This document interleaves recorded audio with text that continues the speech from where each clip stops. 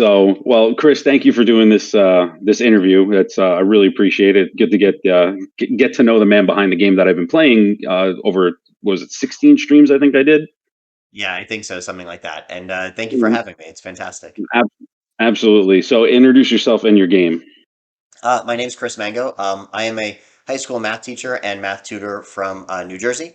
And I'm also the solo game developer of Mango Mischief, which is kind of a retro style satirical RPG or JRPG, kind of a throwback to kind of the games I played growing up. Things like Chrono Trigger, the Final Fantasy games, the Dragon Warrior slash Dragon Quest games, Golden Sun, like those. Where did you actually come up with the name Mango Mischief? Besides the fact that your last name is Mango, and the reason why I say that is because playing the game, the characters themselves don't really get into too much mischief. The mischief is more on the outside from the player's perspective, seeing the fourth wall break, seeing the comedy, seeing the characters being a little bit more self-aware, or them turning and looking at the camera when they're facing another direction and being like, "Oh, hey, we're looking at you, gamer." It's fantastic to educate. Like as an educator, I appreciate that. But if you can, make someone laugh in the process or make someone laugh at themselves while realizing a hard truth or something,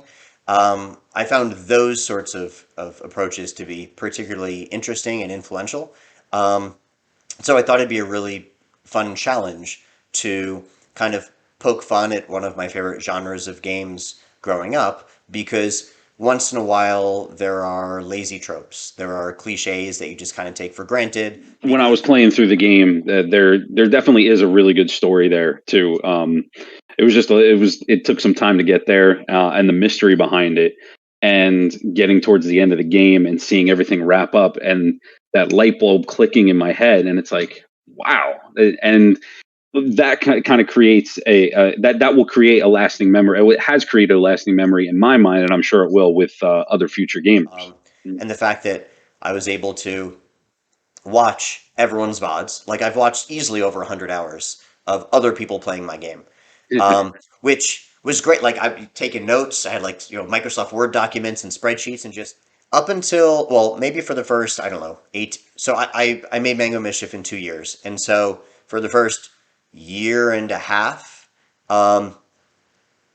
Anytime Mango Mischief was being talked about, it would be me talking to a family member, my wife, my friend. Um, and so I slowly saw this transition around like 18 months in where it moved from every conversation about Mango Mischief, including me, to seeing someone streaming my game, having someone else in the chat who also plays my game, like start talking with each other and strategizing about my game when I wasn't included. So like there'd be Mhm. times when like Bestiary would come in your chat or you'd watch him play my game, be like, "Oh, so you're there? Like what'd you do for this thing?" What and seeing that was probably one of like my favorite moments in the game dev process. Yeah, well, first I was actually able to meet some great streamers through your game. And now, we all follow each other. We do raids, we talk, and it was fun hopping into some of the other chats, especially Bestiary and Leaf, simply because of the fact that I was further than them. So Mhm. I actually got to take a little bit of a perspective from you, because when you're watching us play, you're like, oh, they're getting to that part. It's like I felt like I was in your shoes at a couple of moments. It's like, oh, he's going to get to that part, and I know it's going to screw him up, or I know he's going to go through some challenges.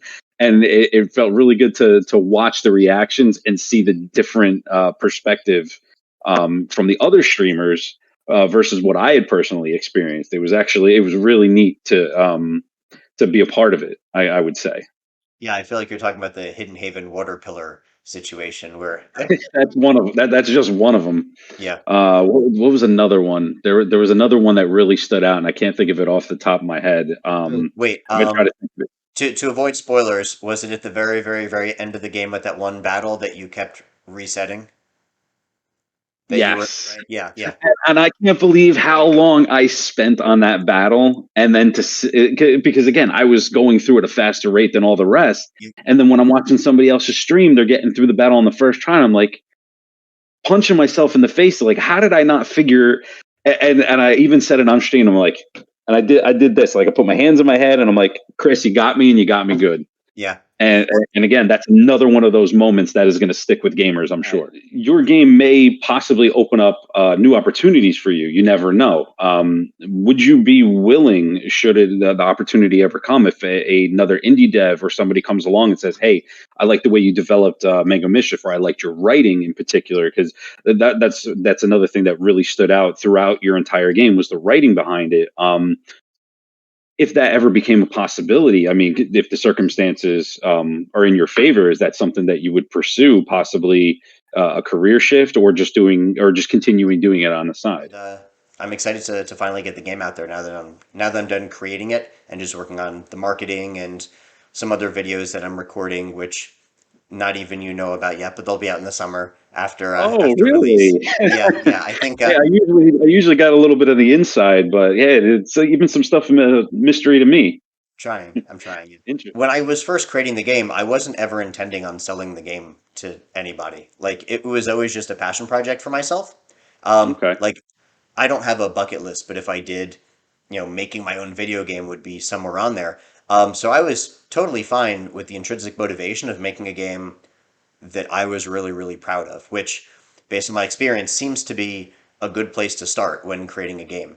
Um, speaking to Now that I've gotten to speak to a lot of game developers who do this for a living, um, they find that if the passion's not there and they're just worried about is this going to make enough money, that can be really really hard to get a project done, um, or to be happy with what they're doing. And so my intentions were to just make a game that I really like.